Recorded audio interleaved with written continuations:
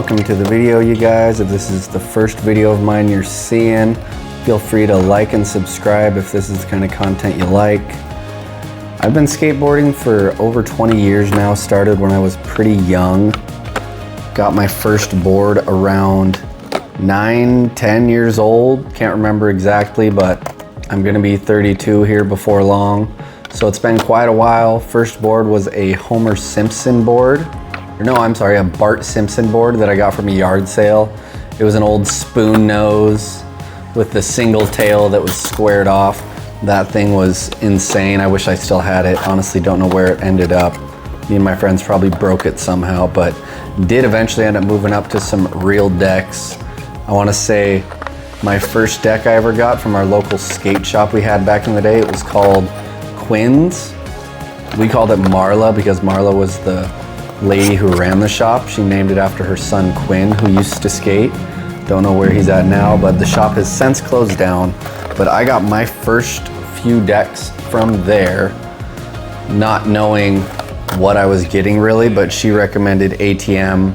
She knew that those would be a good deck for someone like me who's new and probably gonna break some boards. And she was right, I did break a lot of boards. And after that, I remember one of the first boards, like pro boards I ever skated, was a Zero board. If I'm not mistaken, I think my buddy Jared, who has been in a few of these videos, it was either Jared or Arthur or someone. I think it was Jared gave that to me back when we had our old Lewiston skate park before this one was even a thought. And that's when I really felt like I had my first introduction to skateboarding.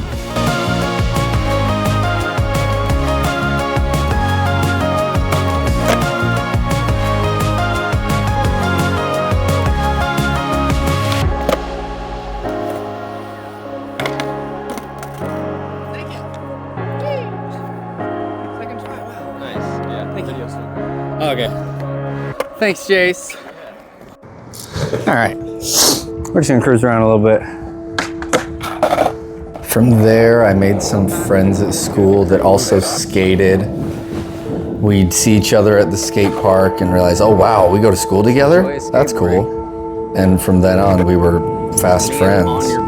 Growing up, it was Jimmy, Johnny, Zach, Jake, Chase, the other Jimmy, Austin.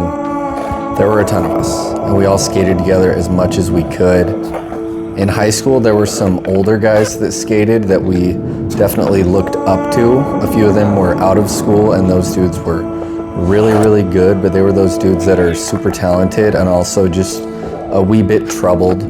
They were the ones that got into fights, got into drugs. A couple of them went to jail. I'm sure some of them are still in jail or prison, and that's awful, but it was kind of cool to have them to sort of guide us. Goals, just to be out there. Turn your brain off for a second.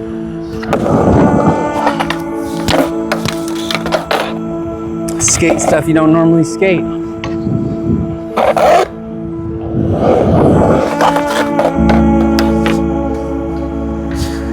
Like this spine thingy.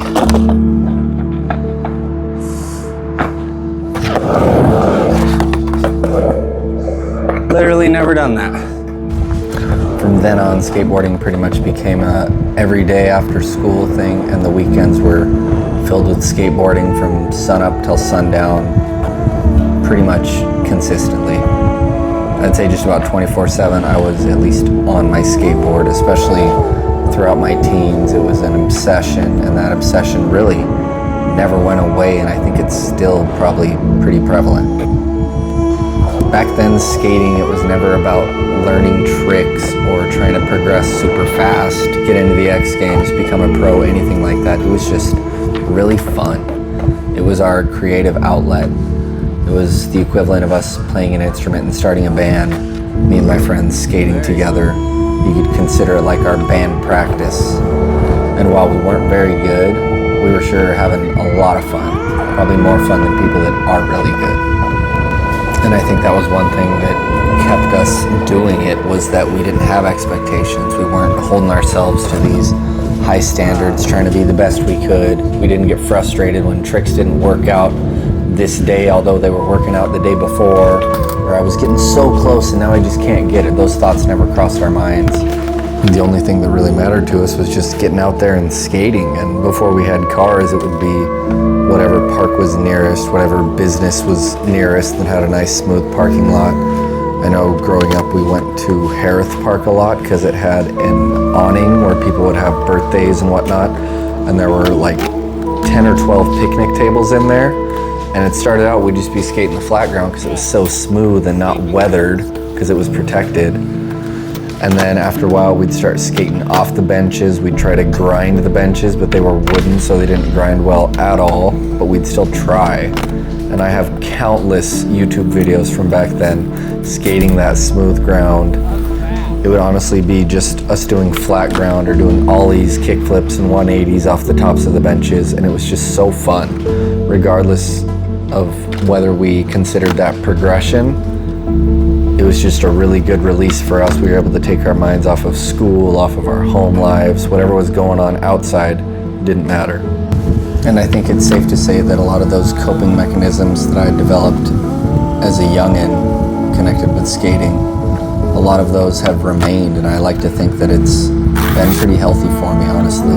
Skating hasn't always been the best for my mental health, but over time I've learned how to use it to my advantage, how to keep my head up, because there's always that one constant, and that's skateboarding.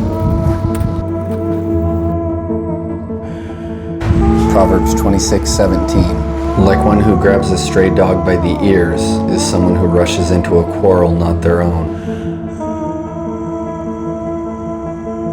I sincerely hope you guys got something out of this video. I hope that, if anything, it provided you a moment to sort of look back at where your skateboarding began and where it's ended up. I hope you guys have a wonderful day. God bless and stay up.